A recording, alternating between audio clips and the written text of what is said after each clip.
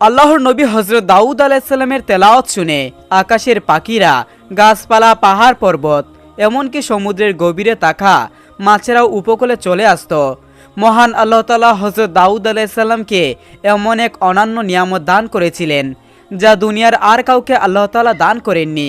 তার কণ্ঠ ছিল এতটাই মধুর, এতটাই হৃদয়গ্রাহী যে তিনি যখন জিকির করতেন, আল্লাহর প্রশংসা করতেন, পাহাড়গুলো তার সাথে জিকিরে মশগুল হয়ে যেত, আকাশের পাখিরা থেমে যেত আর তারা কণ্ঠ মিলিয়ে বলতো সুবহানাল্লাহ। দাউদ আলাইহিস সালাম যখন আল্লাহ তাআলা জিকির করতেন, যখন তিনি জাবুর কিতাব তেলাওয়াত শুরু করতেন, তার সেই সুমিষ্ট কণ্ঠ শুধু মানুষ নয়, আকাশের পাখি, পাহাড়, পর্বত, গাছপালা সবাই থেমে যেত শুনতে। গভীর সমুদ্রের ভিতরে থাকা মাছেরাও আচমকা চমকে উঠত হযরত দাউদ আলাইহিস সালামের সুমধুর কণ্ঠের তেলাওয়াতের আওয়াজ 40 মাইল পর্যন্ত পৌঁছাতো। তারা বুঝতে পারত এই কণ্ঠ কোনো সাধারণ কণ্ঠ নয়, এটা সেই নবীর কণ্ঠ যার জিকিরে আকাশ কেঁপে ওঠে, যার প্রশংসা শুনে পাহাড়গুলো প্রতিধ্বনিত করে।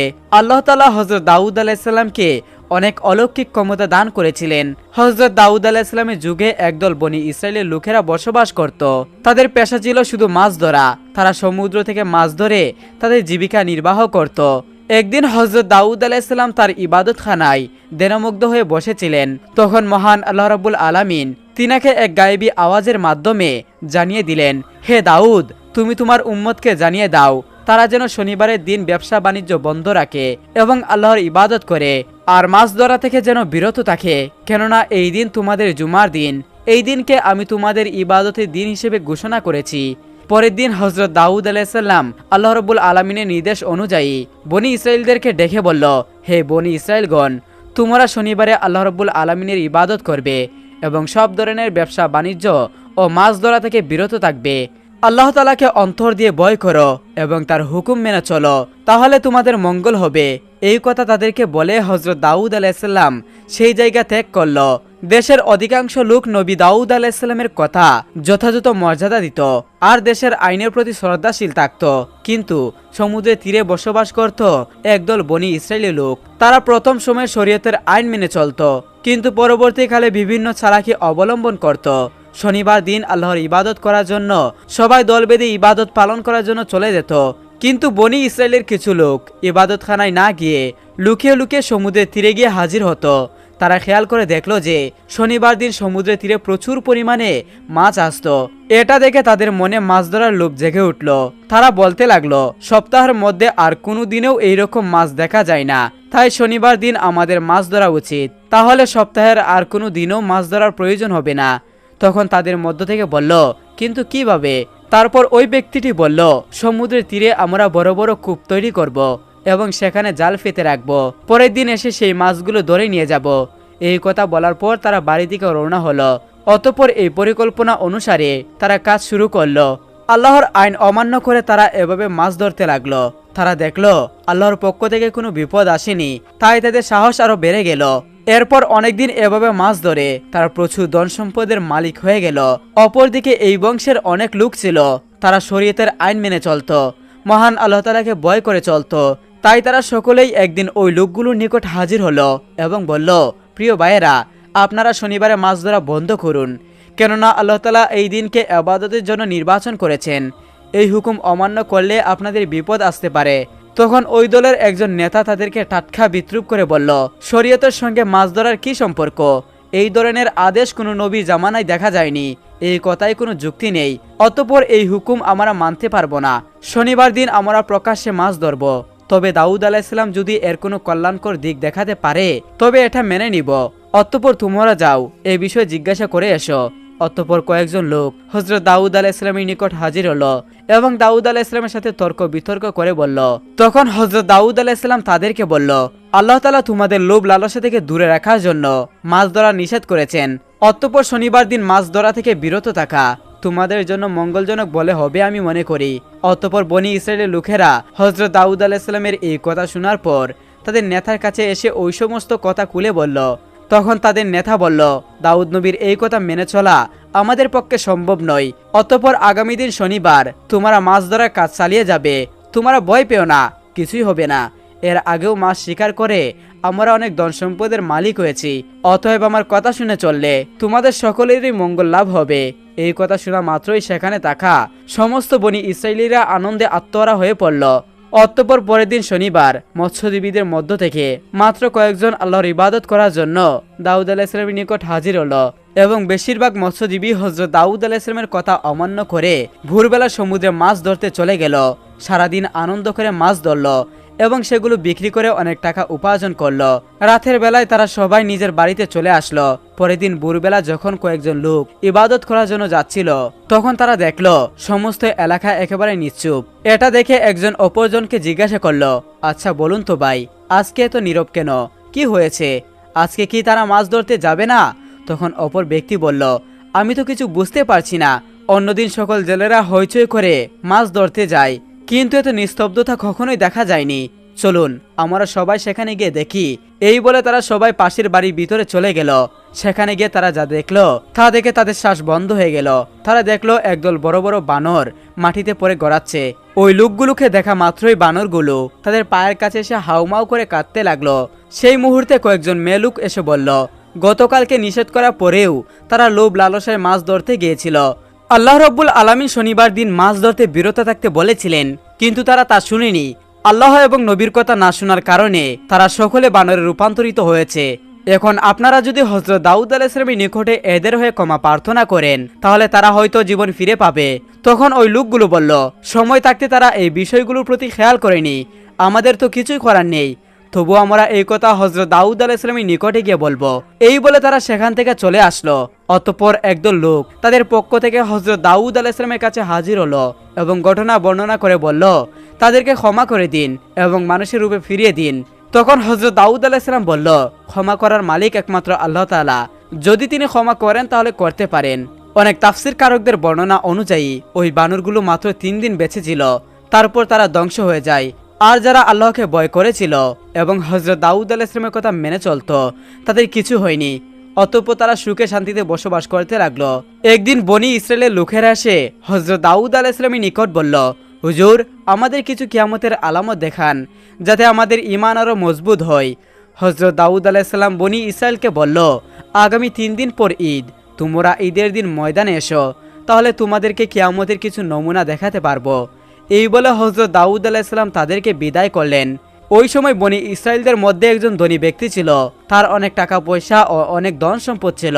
ওই ব্যক্তির একটি সুন্দর শখের গরু ছিল। গরুটি দেখতে যেমন সুন্দর ছিল তেমনি মালিক তাকে স্বর্ণ রূপ ও হীরা দিয়ে এমন সুন্দরভাবে সাজিয়ে রাখত যাতে সেটার প্রতি একবার কারো দৃষ্টি পড়লে সে আর চোখ ফেরাতে পারত না।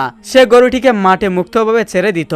গরু দিনের বেলা মাঠে চলতো আর রাত্রিবেলায় এসে তার ঘরে প্রবেশ করত। একদিন ওই ব্যক্তির গরুটি নিখোঁজ হলো। তখন মালিক চতুর্দিকে লোক লাগিয়ে গরুটি খোঁজ নিতে লাগলো। কয়েকদিন যাবৎ সে অস্থির হয়ে শহরে অনুসন্ধান করলো, তবুও গরুর কোনো খবর পাওয়া গেল না। তখন মালিক হুকুম দিল, যে ব্যক্তি গরু খোঁজ দিতে পারবে তাকে 10,000 দিরহাম পুরস্কার দেওয়া হবে। পুরস্কারের খবর শুনে বহু লোক গরুটির অনুসন্ধানে ব্যস্ত হয়ে পড়ল। বনি ইসরায়েলদের মধ্যে সেই যুগে অনেক অলি বুজুর্গ ও নেককার ব্যক্তি ছিলেন। তাদের মধ্যে একজন নেককার মহিলা, তার কথা না বললে নয়। সেই মহিলাটি ছিল অত্যন্ত ধর্মপরায়ণ। সে দিবারাত্রি আল্লাহ রাব্বুল আলামিনের ইবাদত বন্দিগির মধ্যেই কাটাতো। তার একটি মাত্র ছেলে ছিল, অন্য আর কোনো আপনজন ছিল না। মহিলা আল্লাহ তাআলার ইবাদত করার জন্য লোকালয় ছেলে নির্জন এক জায়গায় গিয়ে বসতি স্থাপন করেন। ছেলেটি তার সঙ্গেই ছিল। সেখানে তাদের ঘরের পাশ দিয়ে ছোট নদী বয়ে যেত। তাদের যখন ক্ষুধা পেত তখন তারা আগে নহরে পানি পান করত, তাতেই তাদের ক্ষুধা নিপূরিত হতো। কিছুদিন এইভাবে ইবাদত করার পরে দেখা গেল নহরের পাশে কয়েকটি আনার গাছের জন্ম হয়েছে। দেখতে দেখতে গাছগুলো বড় হয়ে ফল ধরল। গাছগুলো প্রতিদিন পাকা দুটি ফল দিতে আরম্ভ করলো। তখন মহিলা ও তার ছেলে আল্লাহর প্রদত্ত আনার ফল খেতে আরম্ভ করলো। প্রতিদিন তারা ফল খেয়ে পরিতৃপ্ত হতো। আল্লাহ তাআলার বান্দার রিজিকের দায়িত্ব আল্লাহর নিজের, তাই তাদের আর রুজি রোজগারের ভাবনা ছিল না। তারা দিবারাত্রি আল্লাহ তাআলার ইবাদতে মশগুল থাকত এবং আনার ও নহরের পানি পান করে অতি স্বাচ্ছন্দ্যে দিন যাপন করত। এভাবে তারা 70 বছর ইবাদত বন্দেগীতে লিপ্ত থাকে এবং আনার ও নহরের পানি পান করে জীবিকা নির্বাহ করে। একদিন ছেলে তার মাকে বলল, মা, আমরা একাধারে 70 বছর যাবৎ একই খাদ্য খেয়ে আসছি, আমিও বৃদ্ধ হয়েছি আর তুমি তো অতিবিদ্যা। এখন আমার মন চাই একদিন বাজারে গিয়ে নতুন কিছু এনে তোমাকে খেতে দেই। বিদ্যা জিজ্ঞাসা করলো, তাহলে টাকা কোথায় পাবে? ছেলে বলল, একদিনের আনাজ দুটি বিক্রি করে যে টাকা পাবো তা দ্বারা অন্য খাদ্য কিনে নিব।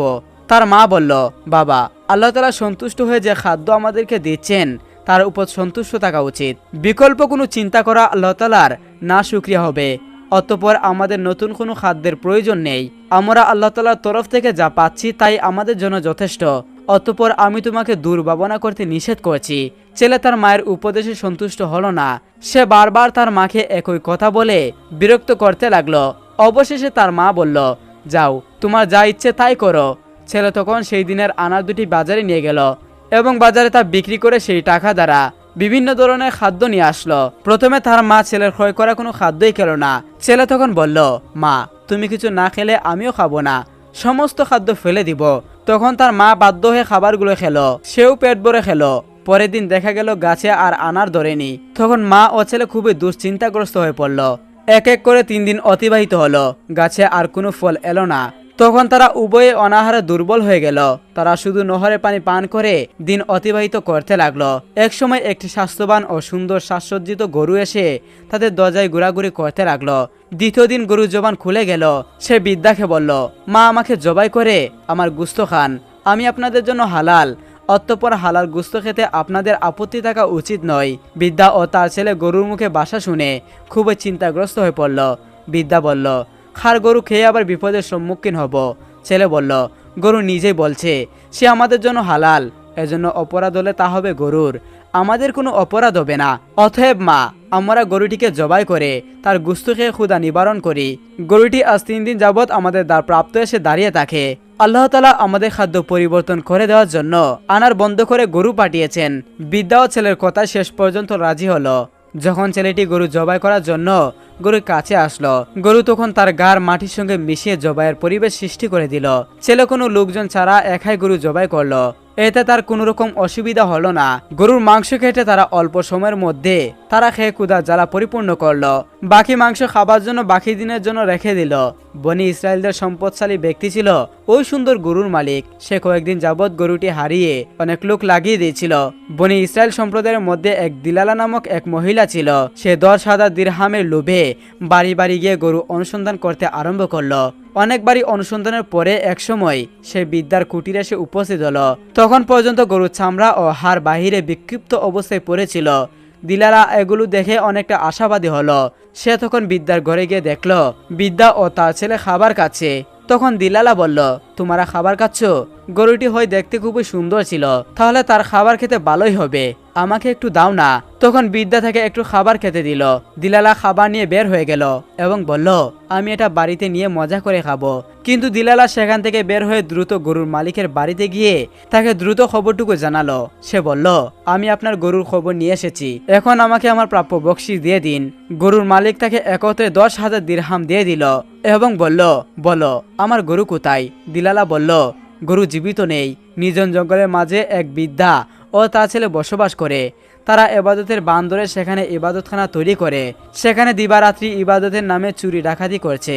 গতদিন তারা আপনার গরু জবাই করে খাবার তৈরি করে খেয়েছে। গরুর হাড় ও চামড়া সেখানে পড়ে আছে, মাংস তাদের ঘরে আছে। আপনি এক্ষুনি লোক পাঠিয়ে তাদেরকে বন্দী করুন, অন্যথায় তারা পালিয়ে যাবে। ধনী ব্যক্তি তখন দাউদ আলাইহিসসালামের নিকট সমস্ত ঘটনা বলল। হযরত দাউদ আলাইহিসসালাম ধনী ব্যক্তির বর্ণনা পরিপ্রেক্ষিতে বৃদ্ধা ও তার ছেলেকে বন্দী করে নিয়ে আসার জন্য লোক পাঠিয়ে দিলেন। এ সময় হযরত জিবরাইল আলাইহিসসালাম সেখানে উপস্থিত হয়ে হযরত দাউদ আলাইহিসসালামের ইবাদতখানায় নিয়ে আসলেন। নির্দিষ্ট স্থানে জিবরাইল আলাইহিসসালাম এসে বললেন, হে আল্লাহর খলিফা, আপনার নিকট বনি ইসরায়েলের ধনী ব্যক্তি যে অভিযোগটা করেছে সেটা এক বিরাট রহস্য। এই ধনী ব্যক্তি একসময় বিদ্যার স্বামীর চাকর ছিল। বিদ্যার স্বামী ছিল অনেক বড় একজন ব্যবসায়ী। একসময় সে চাকরকে নিয়ে ব্যবসার উদ্দেশ্যে সিরিয়ায় যাত্রা করেন।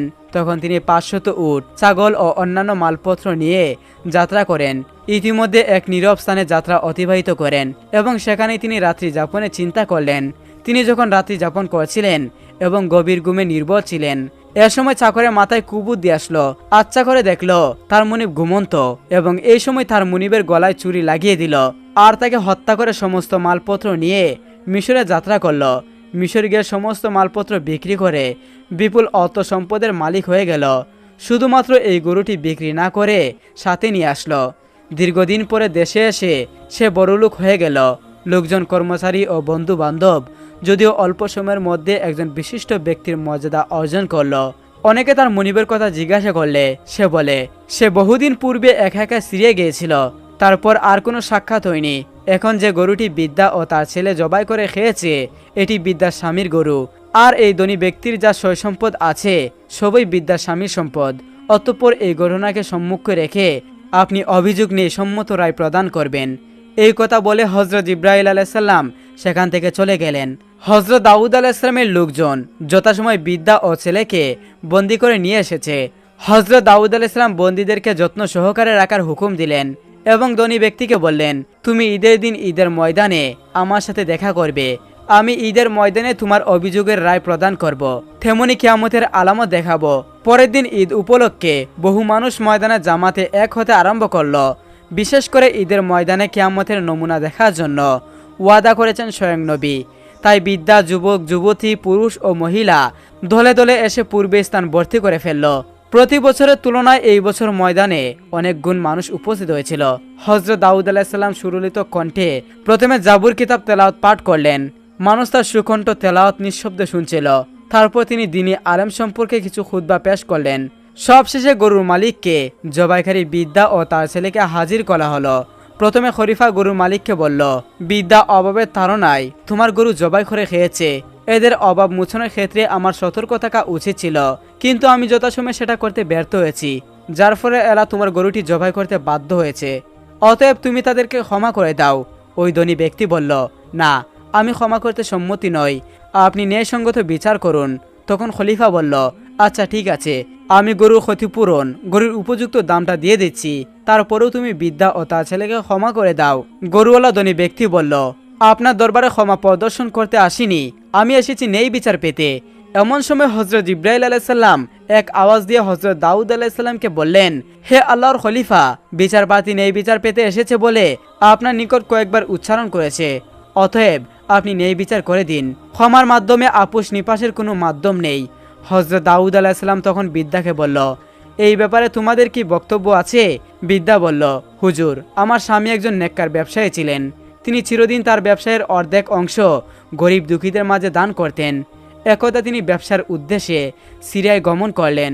এরপর তিনি আর ফিরে আসেননি। আমি তখন আমার একমাত্র ছেলেকে নিয়ে খুবই অসহায়পূর্ণ হয়ে পড়ি।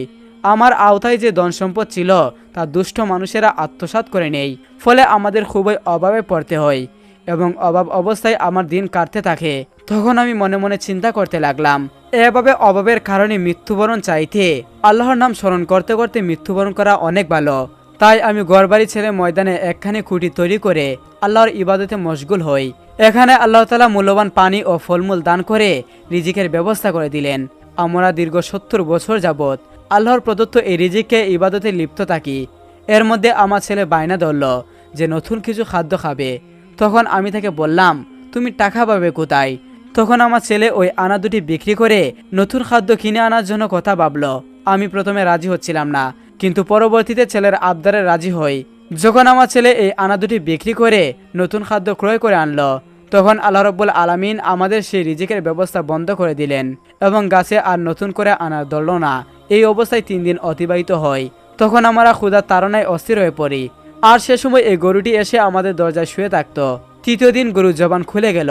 সে বলল, তোমরা ক্ষুধা যন্ত্রণায় কষ্ট ভোগ করছো কেন? তোমরা আমাকে জবাই করে আমার গুস্ত খেয়ে ক্ষুধা নিবারণ করো। আমি তোমাদের জন্য হালাল। আমাকে আল্লাহ তাআলা তোমাদের খাদ্যরূপে মঞ্জুর করেছেন। আল্লাহ তাআলা নির্দেশে আমি তোমাদের দ্বার প্রান্তে এসে হাজির হয়েছি। হুজুর, আমরা গরুর মুখের কথা শুনে বিশ্বাস করলাম এবং গরুটিকে অতি সহজে জবাই করে তার কিছু অংশ মাংস ভক্ষণ করলাম এবং কিছুটা বাকি দিনের জন্য রেখে দিলাম। এমন সময় জেলালা নামক এক মহিলা আমাদের নিকট এলো এবং সে আমাদের কাছ থেকে কিছু মাংস খেতে চাইল। আমরা তাকে খাবার খেতে দেই, কিন্তু সে সেখানে না খেয়ে সেটা সে বাড়িতে নিয়ে মজা করে খাবে। কিন্তু সে হয়তো এই ঘটনাটি ধনী ব্যক্তিকে গিয়ে জানিয়ে দিয়েছে। পরবর্তীতে আপনার লোকজন গিয়ে আমাদেরকে বন্দি করে নিয়ে আসে। এই বিষয়টি যা ফয়সালা করার আপনি ফয়সালা করে দিবেন। আমরা আপনার ফয়সালা যথাযথভাবে মেনে নিব। হযরত দাউদ আলাইহিস সালাম উভয় পক্ষের বক্তব্যের পরে উপস্থিত জনতার মাঝে নিজের রায় প্রদান করলেন হে গরুর দাবিদার, তুমি একজন লুণ্ঠনকারী ও হত্যাকারী। তুমি যে সম্পদের অধিকারী সে সম্পদের প্রকৃত মালিক এই বিদ্যাস্বামী। সেই হিসাবে এই গরুর মালিকও বিদ্যা ও তার ছেলে। এমতো অবস্থায় যার গরু সে জবাই করে খেয়েছে তাতে তাদের কোনো অপরাধ হয়নি। এই কথা শুনে গরু দাবিদার ধনী ব্যক্তি বলল, খলিফা, আমি আপনার নিকট ন্যায় বিচারের জন্য এসেছিলাম, কিন্তু আপনি তো আরম্ভ করে দিলেন কাল্পনিক কথা কাহিনী। আপনি যা বলছেন তা সত্য নয়। হযরত দাউদ আলাইহিসসালাম বললেন, হায় রে মৃত্যুক, আমি যা বলছি তা আমার কোনো কথা নয়। আমি জিব্রাইল আলাইহিসসালামের কাছ থেকে শুনেছি, তারপর বলেছি। এখন দেখতে পাবি আমি মিথ্যা বলছি না তুই মিথ্যা বলছিস। এই বলে হযরত দাউদ আলাইহিসসালাম বললেন, এই অপরাধীর হাত পা অঙ্গ প্রত্যঙ্গ তোমরা এই ব্যক্তির কার্যাবলী শরিক, সাক্ষ্য প্রদান করো। তখন তার জবান বন্ধ হয়ে গেল এবং হাত বলে উঠল, হুজুর, আপনার বক্তব্য সত্য। আমি ছুরি দিয়ে ওই মালিকের গলা কেটেছি এবং সমস্ত মালপত্র সাজিয়ে গুজিয়ে মিশরের বাজারে বিক্রি করতে সাহায্য করেছি। তার পা বলল, হে খলিফা, আপনার বক্তব্য অক্ষরে অক্ষরে সত্য। এই হত্যাকাণ্ড ও মালপত্র বিক্রি অন্যায় অপরাধমূলক কাজে সে আমার সাহায্য নিয়েছে। নখ কান থেকে চুল থেকে আরম্ভ করে এক একটা অঙ্গ প্রত্যঙ্গ অক্ষরে অক্ষরে তার বিরুদ্ধে ঘটনার সত্যটা স্বীকার করল।